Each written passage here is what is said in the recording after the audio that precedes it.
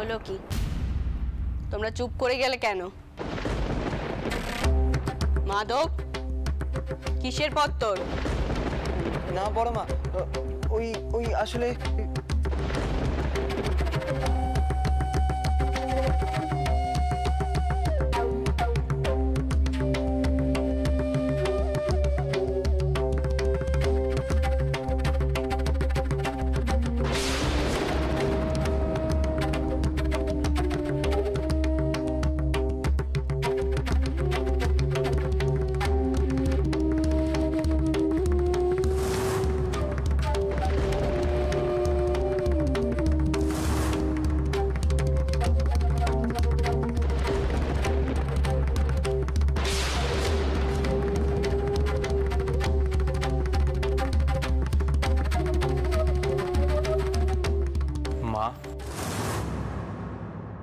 ওখানে আপনার জন্য নয়,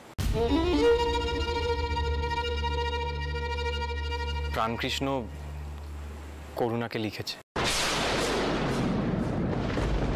কি?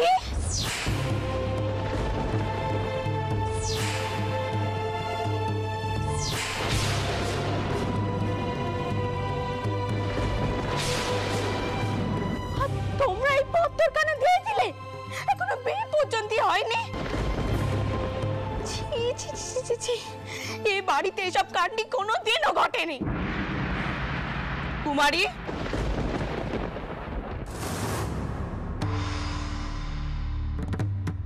তুমি তো খুব ভালো করে জানো এ বাড়িতে এসব চলেনি। তারপরও তুমি মাধব আর জামাইকে কেন বারণ করলে না?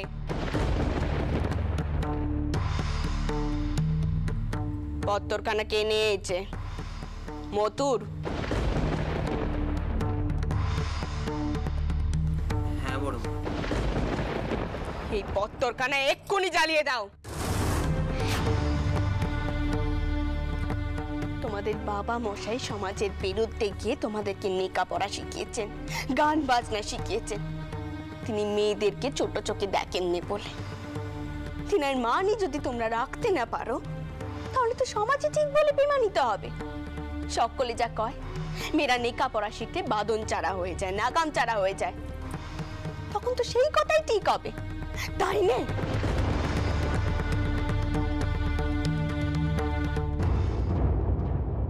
আমার দোষ মা, আমি রঙ্গরসিকতার জন্য এই চিঠি এ ঘরে এনেছিলাম।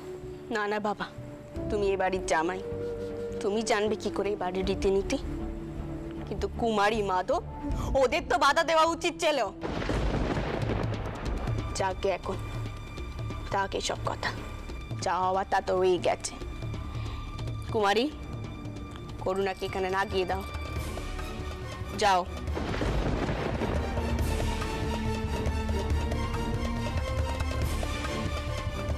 মাধব, তুমি তো বড় দাদা, পনেতের মান সম্মান দেখাটা তো তোমার কর্তব্য, তাই নয় কি?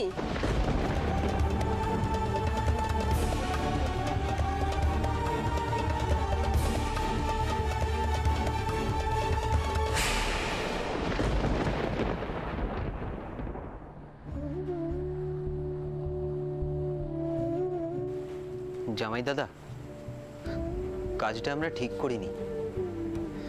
বড় মা তো ঠিকই বলেছেন, বিয়েটা তো এখনো হয়নি, তাই বিয়ের আগে এতটা বাড়াবাড়ি করা উচিত হয়নি আমাদের। ভগবান না করুন যদি কিছু গন্ডগোল হয়ে পড়ে। কি আর গন্ডগোল হবে মাধব?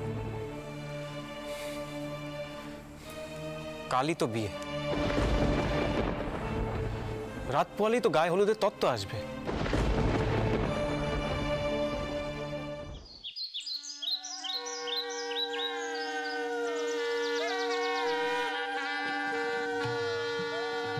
বাবা মাধব, তুমি মথুরের হাত থেকে হলুদের থালাটা অন ধরে নিয়ে যাও, পদ্মের হাতে দেওয়া, তাকে বলো চিন্তা না করতে, তত সময় মতো এসে গেছে।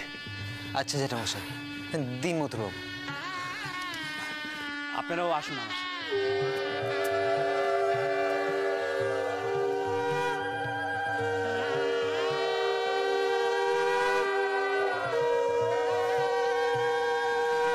দাসমশাই কি বলে গেলেন? তত্ত্ব ঠিক সময় এসে পৌঁছবে না এমনটা ভাবছিলেন কি? কি আর বলবো ভাই, কাল থেকে মেয়েদের মধ্যে এক অদ্ভুত রকমের ভয় কাজ করছে। বরণকুলো কাল ধাক্কা লেগে পড়ে গেছিল, সেই থেকে মেয়েদের মধ্যে নানা রকমের আশঙ্কা। কাল তুমি যখন লুকিয়ে বাড়িতে এসেছিলে, সেই তাড়াহুড়োতে তোমাকে আর বলা হয়নি। কি বাবা প্যারিমোহন, তোমরা এখনো এখানে দাঁড়িয়ে আছো যে? বৈঠকখানায় চলো। বাবা মথুর, বলছি বিশ্বাস মশাই কুশল তো? আগে হ্যাঁ, আসলে বিয়ে তাড়াতাড়ি পাকা হয়ে যাওয়ায় আত্মীয়রা বন্ধুরা সবাই এখন এসে পৌঁছননি, আর বাড়িতেও এখন সবাই আসা শুরু করেছেন, তাই বাবা মশাই সেসব নিয়েই ব্যস্ত রয়েছেন। আসলে আমাদের লোকবল বড় কম কি না? কে বলেছে তোমাদের লোকবল কম? আমরা তো আছি, তোমরা কোনো চিন্তা করো না।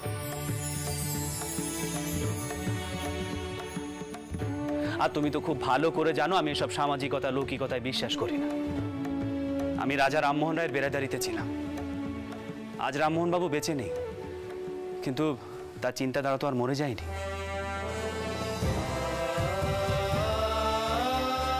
আমি মানবিকতায় বিশ্বাস করি, তাই কুটুম বাড়ি বলে বিবাহতে সাহায্য করব না আমি তেমনটা ভাবি না। বাবা মথুর, তোমাদের বাড়ির বৌভাতের অনুষ্ঠানে আমার লোকজন সাহায্য করবে। আর দেখো বাবা, আমার বাড়ির মান যতটা আমার কাছে গুরুত্বপূর্ণ, ঠিক ততটাই তোমাদের বাড়ির মানও আমার কাছে গুরুত্বপূর্ণ।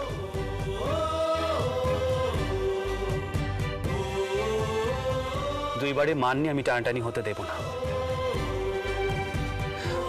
বাবা প্যারিমোহন, ব্রাহ্মণদের ভোজন শুরু হয়েছে কিনা একটু দেখবে? আগে এক্ষুনি দেখছি। বাবা মথুর, চলো বৈঠকখানায় বসি, এসো।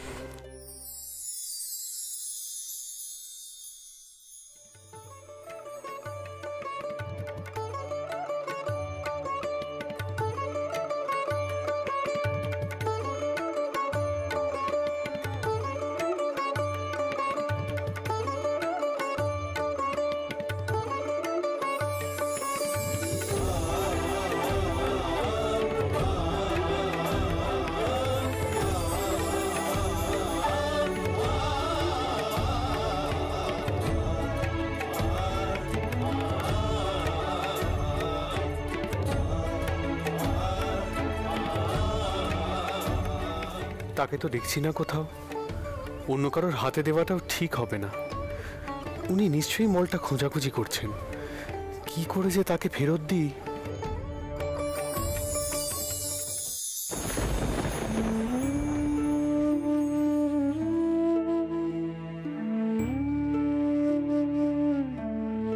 মা, আয় মা, বস এখানে, বস। নে, এবার পেন নাম কর।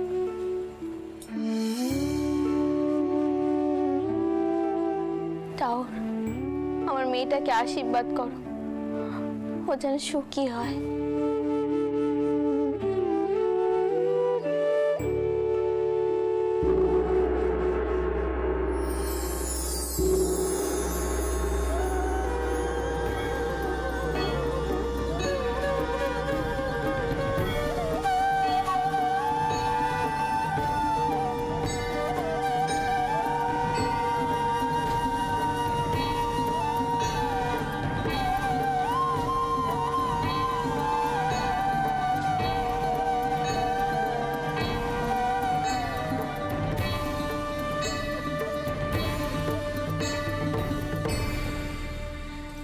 করো না মা, এই দেখ রঘুবীর তোকে আশীর্বাদ করলে।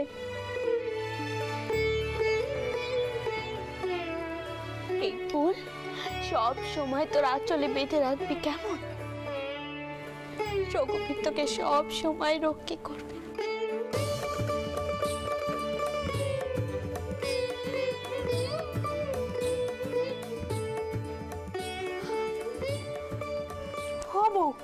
তুই এখানে বসে কি করছিস? ওদিকে তত্ত্ব এসে গেছে, গায়ে হলুদ দিতে হবে তো। চল শিগগির চল। জানো তো দিদি, রঘুবীর আমার করুণাকে আশীর্বাদ করেছেন গো।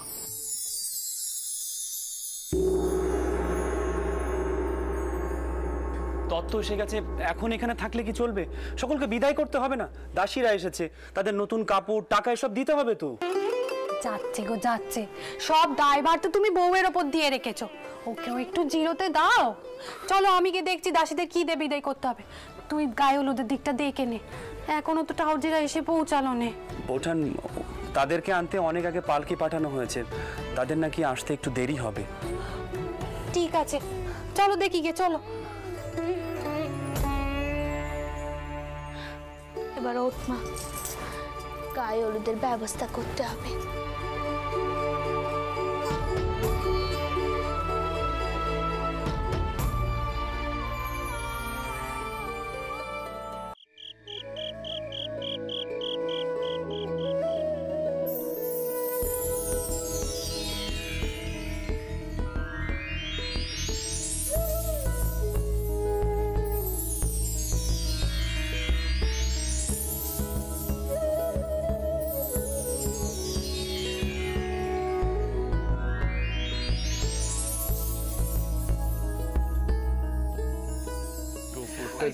মথুর, কি করছো তোমরা সব?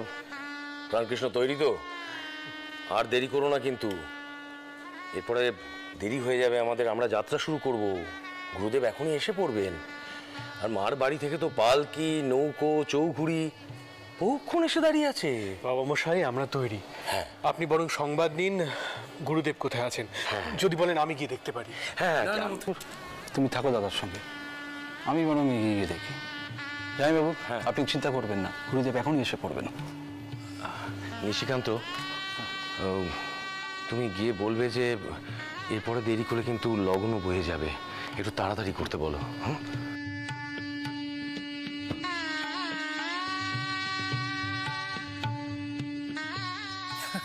গুরুদেব কি করে বুঝবেন আমাদের কেষ্ট ঠাকুরের মনের কি অবস্থা? শুধু কেষ্ট নয়, আমাদের প্রাণের দাদা যে বৌঠানকে দেখবার জন্য একেবারে অধীর হয়ে পড়েছে। এই শোনো মথুর, এই সবসময় তামাশা ভালো লাগে না। দাদা এত রাগ করছো কেন? হ্যাঁ, আর এই মৌকাতেও যদি একটু রঙ্গ তামাশা না করি তাহলে কি করে হয় বলো দেখি। এই তো নিশিকান্ত, কি খবর এনেছো? যাই বাবু, গুরুদেব যেন কি সব বলছেন। গুরুদেব? আপনি একটু এদিকে কি বলছো? এই তো গুরুদেব। কি হয়েছে গুরুদেব? বাচস্পতি মহাশয় চতুষ্পাটিতে আপনাকে ডেকেছে, এবং সেটা এখনই। এখনই? কিন্তু গুরুদেব, আমরা তো যাত্রা শুরু করব, এরপর তো লগ্ন বয়ে যাবে, এখন যাওয়া সম্ভব কি করে?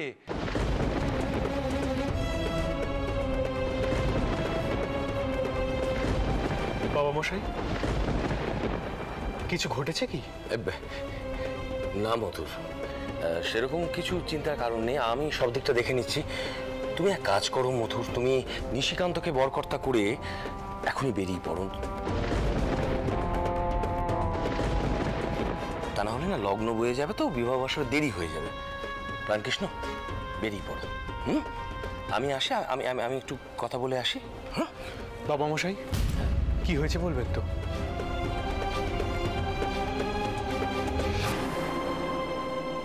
মধুর, আমি তো তোমাকে বললাম, আমি পরে বলছি। নিশিকান্ত, তুমি তো রইলে, তুমি সব দিকটা দেখে নিও। গুরুদেব, আপনি যখন আছেন সব ব্যবস্থা যেন ঠিক মতন হয়। হ্যাঁ, আমি আসছি পরে বিবাহ বাসরে। হ্যাঁ, আপনি সব দিকটা দেখে নেবেন। আসি মধুর।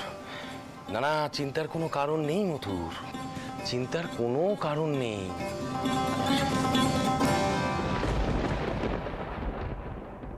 দেখি মা, দেখুন আপনার নাতনিকে কেমন শখের অপসরার মতো নাচছে। কই দেখি দেখি দেখি মুখখানা। ও মা, কি সুন্দর সাজিয়েছিস তোরা, খুব সুন্দর হয়েছে। কি সুন্দর নাগছে, কারণ নজর না লেগে যায়। দেখি দেখি হাতখানা দেখি। আচ্ছা থাক মা, নজর নাগা কি গো? আর নজর নাগলে কি বা হয়? আর আঙুল কামড়ে দিলে বুঝি দোষ কেটে যায়? আয় শুরু হলো বিদ্যে বাগিস মেয়ের তক, এখন তাম দেখিনি। তুই যখন বিয়ে করতে যাবি ঠাকুমা তোর আঙুলও কামড়ে দেবে। আমি বিয়ে করবই না, আমি বাবু এ বাড়ি ছেড়ে কোথাও যাবো না, পরিষ্কার বলে দিলুম কিন্তু। আহ ছোট কুকি, তোকে সব ব্যাপারে কথা বলতে হবে তাই না? তাম দেখিনি এবার। ও ছোট নাতনি, শোন মা শোন, আমিও না বাড়িতে তোর মতো এমন আদুরে ছিলুম, কিন্তু দেখ তো বের পর আমাকে এ বাড়িতে চলে আসতে হলো, আর এখন এটাই হলো আমার সংসার। মেয়েদের যে এমন করে পরের বাড়ি যেতে হয় মা, এ যেমন মেয়েদের সৌভাগ্য বলতে পারিস, তেমন মেয়েদের দুর্ভাগ্যও বটে। তবে এ নিয়মই যে চলে আসছে মা। ও ঠাকমা, তুমি এখন এইসব কথা রাখো দেখিনি, আমার সঙ্গে এসো। আচ্ছা চল চল চল।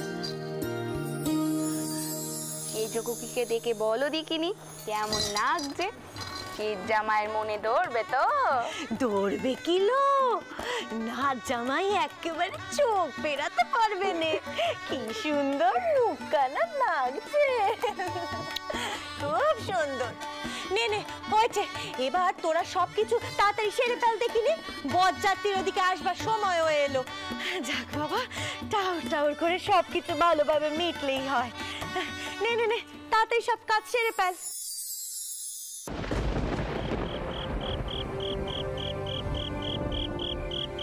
বাচস্পতি মশাই, বিথারি গায়ের বিশ্বাস মশাই এসেছেন। নমস্কার। কল্যাণমস্তু। আমি শঙ্কর বাচস্পতি। এর আগে কখনো সাক্ষাৎ হয়নি। আগে আপনাকে কে না চেনে? ব্রাহ্মণ সমাজের শিরোমণি আপনি। আপনার বিধান মেনেই তো সমাজ চলছে। বরং আজ আমি আপনার দর্শন পেলাম, সেই জন্যে আমি নিজে সৌভাগ্যবান। না, আপনার কথাগুলোতে তেমন সত্যতা নেই বিশেষ মশাই। কেন এই কথা বলছেন পণ্ডিত মশাই? কারণ সমাজে দেবদ্বী যে ভক্তি আজকাল ক্রমশই কমে যাচ্ছে। আমরা আশাও করি না যে আপনারা আমাদের দেবজ্ঞানে পূজা করবেন, কিন্তু একটা সামাজিক সম্পর্ক স্থাপন করার আগে একটিবার ব্রাহ্মণ সমাজের কাছে আসবেন, এটুকু তো আশা করাই যায়, তাই না? আগে আমি তো কিছুই বুঝতে পারছি না। আমার কুলগুরু শ্রী ভবানন্দ ভট্টাচার্য মহাশয় আমার জ্যেষ্ঠ পুত্রের বিবাহের তারিখ ঠিক করেছেন, কিন্তু আমার দোষটা কোথায়, আমার অপরাধটা কোথায় পণ্ডিত মশাই? বিশেষ মশাই, ভবানন্দ ভট্টাচার্যের সঙ্গে আমি আগেই কথা বলেছি। আপনারা নিজেরা সম্বন্ধ স্থির করেছিলেন, তারপর ভট্টাচার্য মশাইকে দিন স্থির করতে বলেছিলেন, তাই তো? তো সম্বন্ধ স্থাপন করার আগে কোনো পরামর্শ করেছিলেন কি?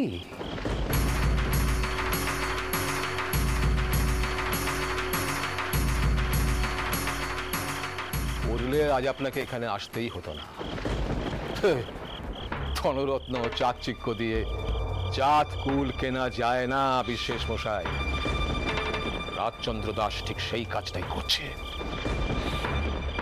আগে বিশ্বাস করুন, আমি সত্যি কিচ্ছু বুঝতে পারছি না, কিছুই বুঝতে পারছি না আমি বাচস্পতি মশাই। রাজচন্দ্র দাস আমার সবংশ, মাহিষ্য। দোষটা কোথায় এই বিবাহে? কন্যা শুধুমাত্র পিতার রক্ত বহন করছে না বিশেষ মশাই,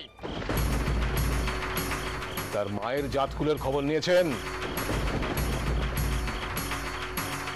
তার মা যাতে কৈবর্ত, ওই কৈবর্তর মেয়েকে ওই মার বাড়িতে এত ক্ষমতা দেওয়া হয়েছে, সে সেখানে নিজেকে রানী মনে করে। ওই বাড়ির সঙ্গে আমাদের অনেকবার মতানৈক্য হয়েছে। প্রায়শ্চিত্ত করার নামে ওরা আমাদের অপমান করেছে।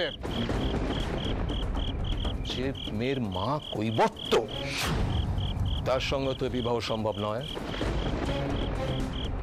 শাস্ত্রে নিষিদ্ধ।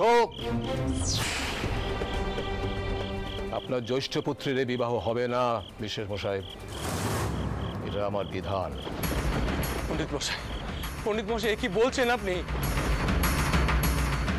বরযাত্রী রওনা হয়ে গিয়েছে, এতক্ষণে হয়তো তারা মার বাড়িতে ঢুকছে। যদি এই বিবাহ না হয় তাহলে মেয়েটা সর্বনাশ হয়ে যাবে পণ্ডিত মশাই। যারা জাত লুকিয়ে আপনাকে ঠকালো, তাদের জন্য এত করুণা আপনার? আর এই বিয়ে হলে আপনি যে সমাজে পতিত হবেন, সে ভয় নেই আপনার?